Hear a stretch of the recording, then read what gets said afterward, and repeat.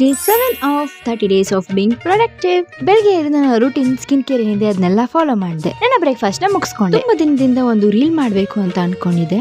ನಾಳೆ ಮಾಡೋಣ ಅಂತ ಅನ್ಕೊಳ್ತಾನೆ ಇದ್ದೆ. ಬೆಳಿಗ್ಗೆಯಿಂದ ಏನು ಮಾಡಿಲ್ಲ, ಅಟ್ಲೀಸ್ಟ್ ಇವಾಗ್ಲಾದ್ರೂ ಮಾಡೋಣ ಅಂತ ಹೇಳಿ 4 o'clock ಗೆ ರೆಡಿ ಆದೆ. First time wings eyeliner try ಮಾಡಬೇಕು ಅಂತ ಅನ್ಕೊಂಡೆ. ಅದು ಸ್ಟಾರ್ಟಿಂಗ್ ಅಲ್ಲೇ ಸ್ಪ್ರೆಡ್ ಆಗೋಯ್ತು. ಫುಲ್ ಗಡಿಬಿಡಿಲಿ ಉಲ್ಟಾ ಪಲ್ಟಾ ಮಾಡಿದೀನಿ. ಫಸ್ಟ್ ಐ ಶಾಡೋ ಹಾಕಿ ಅದಾದ್ಮೇಲೆ ಐಲೈನರ್ ಡ್ರಾ ಮಾಡಬೇಕಾಗಿತ್ತು. ನಾನು ಉಲ್ಟಾ ಪಲ್ಟಾ ಮಾಡಿದೆ. ಬಟ್ ಅಂತ ರೆಡಿಯಾಗಿ ವಿಡಿಯೋಗೆಲ್ಲ ಸೆಟಪ್ ಮಾಡ್ಕೊಂಡು ಮಾಡಿದ್ವಿ. ಫಸ್ಟ್ ಈ ಹೇರ್ ಸ್ಟೈಲ್ ಮಾಡಿದೆ, ಚೆನ್ನಾಗಿಲ್ಲ ಅಂತ ಹೇಳಿ ಈ ಹೇರ್ ಸ್ಟೈಲ್ ಮಾಡ್ಕೊಂಡೆ.